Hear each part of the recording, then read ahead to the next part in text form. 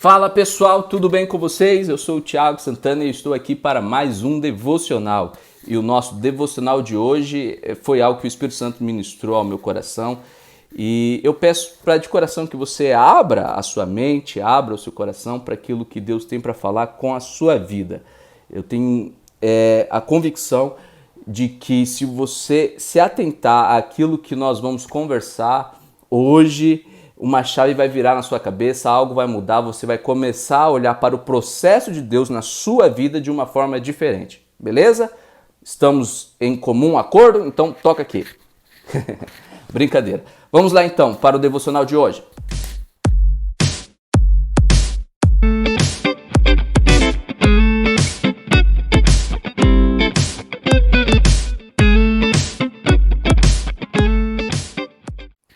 E aí, gente boa, como diz o pastor Jeremias. E aí, gente boa, como você tá? Vamos para o nosso devocional de hoje. O nosso devocional de hoje, está lá em Gênesis 47, 4. Mas antes eu quero contextualizar, antes de nós lermos o texto. Todo mundo sabe que José virou governador do Egito, o famoso José do Egito. Se você não leu a Bíblia, mas assistiu a novela, sabe. Infelizmente, tem algumas pessoas que não leem a Bíblia, mas assistem a novela. Outro dia eu estava ministrando e daí eu terminei de ministrar. É um irmãozinho muito humilde, muito simples. E eu entendo, né, a simplicidade dele. Ele chegou em mim e falou assim: olha, pastor, o que o senhor pregou tá certinho, porque eu assisti a novela e é desse jeito mesmo que acontece. Então, às vezes a gente encontra essas situações aí ao longo do caminho, né? Então, vamos lá.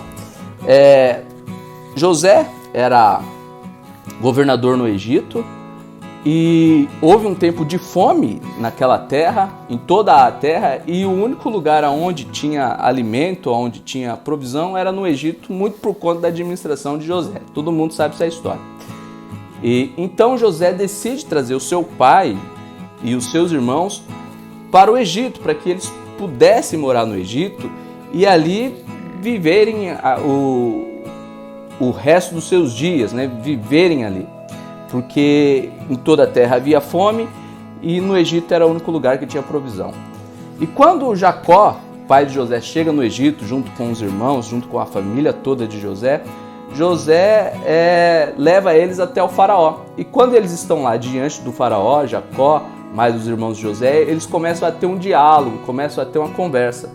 E um dos diálogos que eles têm é exatamente o que nós vamos ler aqui, que está em Gênesis 47, 4, que é assim: disseram-lhe ainda, viemos morar aqui por uns tempos, porque a fome é rigorosa em Canaã, e os rebanhos de teus servos não têm pastagem.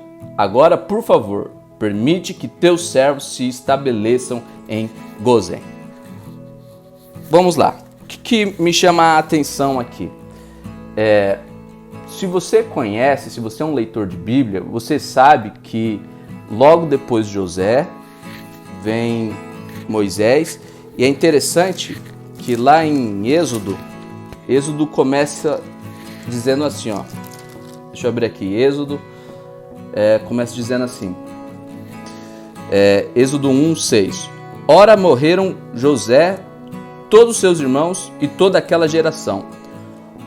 Os israelitas, porém, eram férteis, proliferaram, tornaram-se numerosos e fortaleceram-se muito, tanto que encheram o país. Então, subiu ao trono do Egito um novo rei que nada sabia sobre José. Então, subiu ao trono do Egito um novo rei que nada sabia sobre José. E daí você já sabe que esse novo rei começa a escravizar a nação de Israel, o povo de Israel, né? Até então não era nação, até que Deus levanta um libertador que é Moisés. Só que Moisés se levanta da parte de Deus com uma promessa. E qual era a promessa de Moisés para o povo de Israel? A promessa era: vamos para a terra prometida. Todo mundo sabe disso. Vamos para a terra prometida. Existe uma terra prometida nos aguardando. Existe uma terra prometida nos esperando. E como era o nome dessa terra prometida? Isso mesmo, Canaã.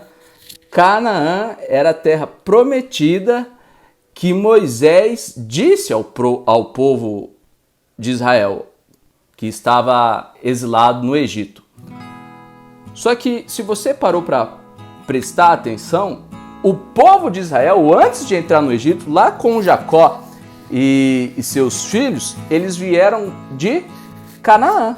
Ou seja, antes de entrar no Egito, eles vieram de Canaã, entraram no Egito e depois foram para Canaã. Vieram de Canaã, entraram no Egito e Moisés se levantou como um libertador, prometendo que teria uma terra prometida chamada Canaã.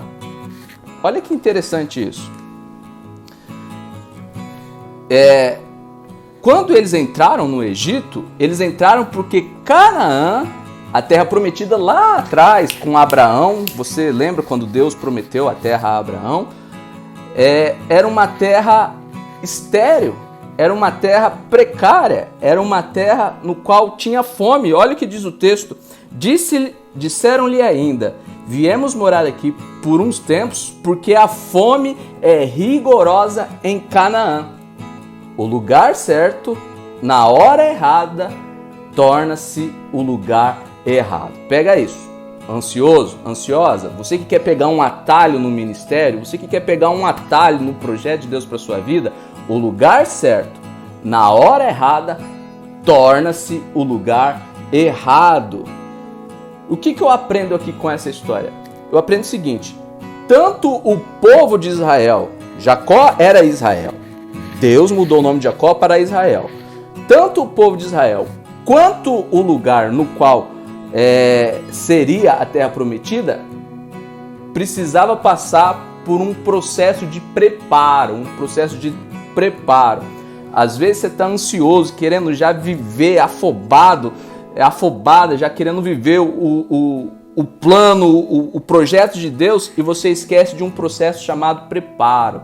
Eu lembro uma vez que nós estávamos numa célula e uma irmã se levantou e pediu: pelo amor de Deus, para de falar essa palavra processo, porque eu não aguento essa palavra processo, porque o processo é difícil, o processo é onde Deus começa a nos moldar, Deus começa a trabalhar nas nossas vidas, Deus começa a tirar algumas coisas, Deus começa a colocar outras coisas, algumas coisas que nós achávamos que era prioridade, não é tão prioridade.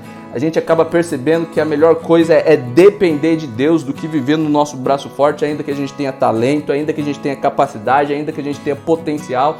Então tudo isso é um processo de Deus.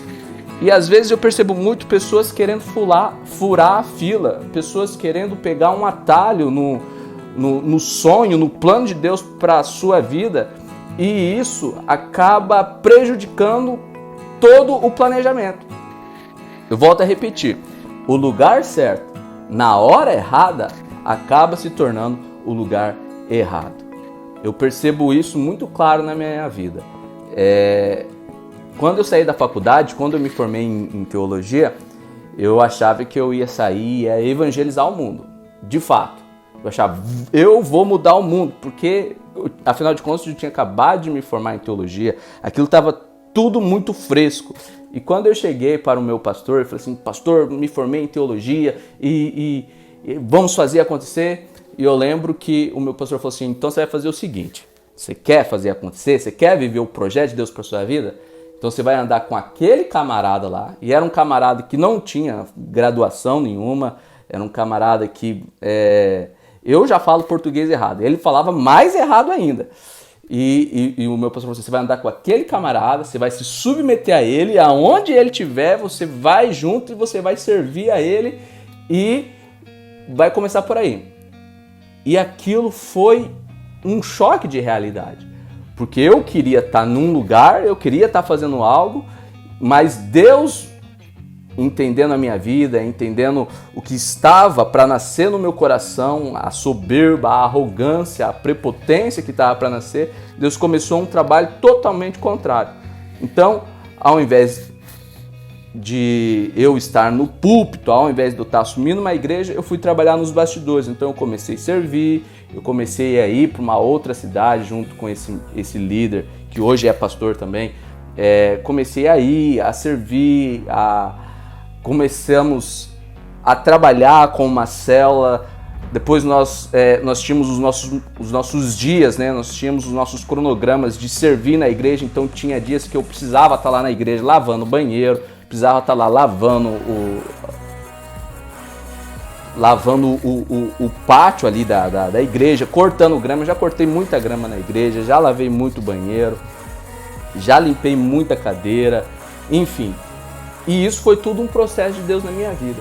E se eu não entendesse esse processo, se eu por conta, quer saber, o pastor não me reconheceu, não viu o que Deus está fazendo na minha vida, esse fogo que está queimando, então vou sair dessa igreja e vou abrir uma igreja por conta.